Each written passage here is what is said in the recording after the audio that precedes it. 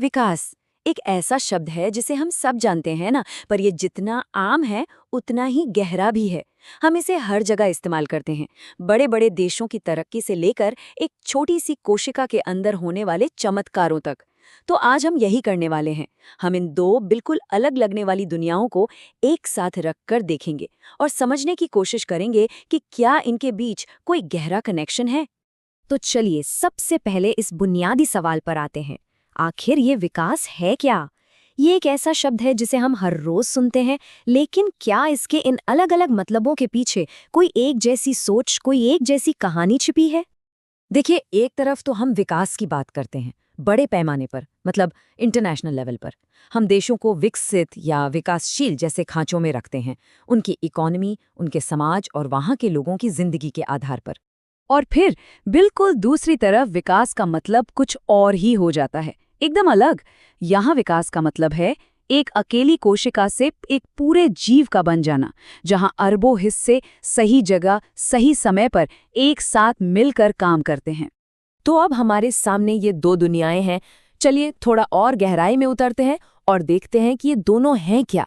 ये देखना वाकई में बहुत दिलचस्प है कि कैसे एक ही शब्द इन दो बिल्कुल अलग-अलग प्रक्रियाओं को समझाने के काम आता है। तो पहले बात करते हैं इंटरनेशनल डेवलपमेंट की। इसका सीधा सा मतलब है ये मानना कि दुनिया के सारे देश, सारे समाज एक तरह से विकास की एक ही सीढ़ी पर हैं। बस कोई ऊपर है तो कोई थोड़ा नीचे। और अब आते हैं दूसरी दुनिया पर, यानी डेवलपमेंटल बायोलॉजी। ये अपने आप में एक कमाल की फील्ड है। ये इस बात की स्टडी है कि कोई भी जीव बनता कैसे है, कैसे कोशिकाएं बढ़ती हैं, अपने अपने खास काम चुनती हैं और एक साथ मिलकर एक जिंदा जागता शरीर बना लेती हैं। ठीक है, तो चाहे देश हो या कोशिकाएं, दोनों को बढ़ने के लिए एक प्लान की जरूरत तो होती है ना, एक ब्लूप्रिंट की। तो सवाल ये है कि ये ब्लूप्रिंट इन दोनों दुनियाओं में दिखता कैसा है? जब बात पूरी दुनिया के विकास की हो तो ये सवाल बहुत बड़ा हो जाता है। क्या सच में पूरी दुनिया के लिए एक प्लान बनाना मुमकिन है? खैर, इसका जवाब हमें मिलता है ग्लोबल गोल्स में। सबसे पहली कोशिश थी मिलेनियम डेवलपमेंट गोल्स, जिन्हें हम MDGs भी कहते हैं। साल 2000 में UN ने ये 8 लक्ष्य तय किए थे। इनका मकसद बड़ा सीधा था, दुनिया भर में गरीबी, अशिक्षा और बीमारी जैसी जो बड़ी बड़ी मुश्किलें हैं उनसे निपटना। फिर 2015 में MDGs की जगह आए सस्टेनेबल डेवलपमेंट गोल्स, यानी SDGs। अब ये जो 17 गोल्स का सेट है ना, ये पहले से कहीं ज्यादा बड़ा और कह सकते हैं महत्वाकांक्षी है। इसमें सिर्फ गरीबी नहीं, बल्कि क्लाइमेट चेंज, असमानता और शांति जैसे मुद्दों पर भी जोर दिया गया है। तो ये तो हो गई इंसानों की बनाई योजनाएं, इंसानों के बनाए प्लान्स। लेकिन अब जरा जैविक दुनिया की तरफ वापस चलते हैं। यहाँ जो डेवलपमेंट का ब्लूप्रिंट है ना, वो किसी मीटिंग में तय नहीं हुआ। अरे वो तो करोड़ों अरबों साल के एवोल्यूशन का नतीजा है। और ये ब्लूप्रिंट क्या है? हमारा जेनेटिक कोड। हमारे DNA में जो जीन्स होते हैं ना, वो एक तरह से सेल्स के लिए एक इंस्ट्रक्शन मैनुअल का काम करते हैं।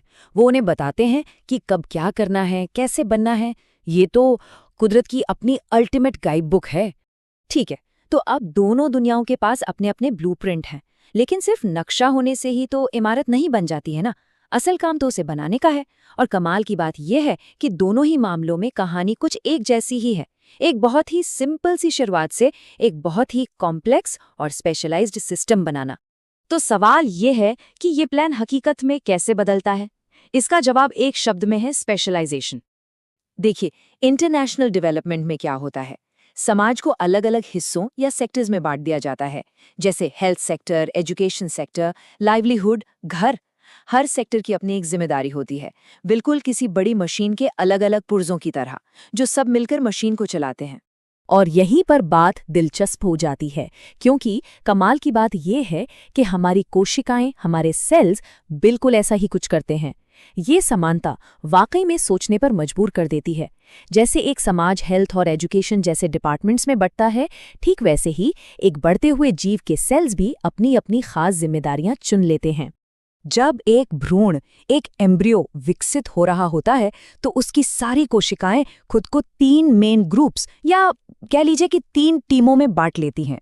पहली टीम एक्टोडर्म, त्वचा और नर्वस सिस्टम बनाती है। दूसरी टीम मीजोडर्म मसल्स और हड्डियां बनाती है, और तीसरी एंडोडर्म हमारे अंदरूनी अंगों को बनाती है। हर टीम का अपना एक खास काम है, बिल्कुल सामाजिक सेक्टर्स की तरह।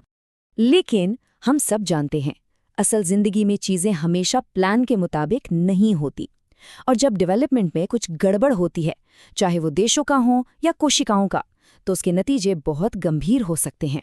जरा सोचिए, सामाजिक सिस्टम में हम गरीबी, असमानता, झुग्गी झोंपड़ियों जैसी समस्याओं से जूझते हैं, और ठीक इसी तरह बायोलॉजिकल सिस्टम में जेनेटिक गड़बड़ियां, जन्म के साथ आने वाली बीमारियां या डिफेक्ट्स का कारण बन जाती हैं।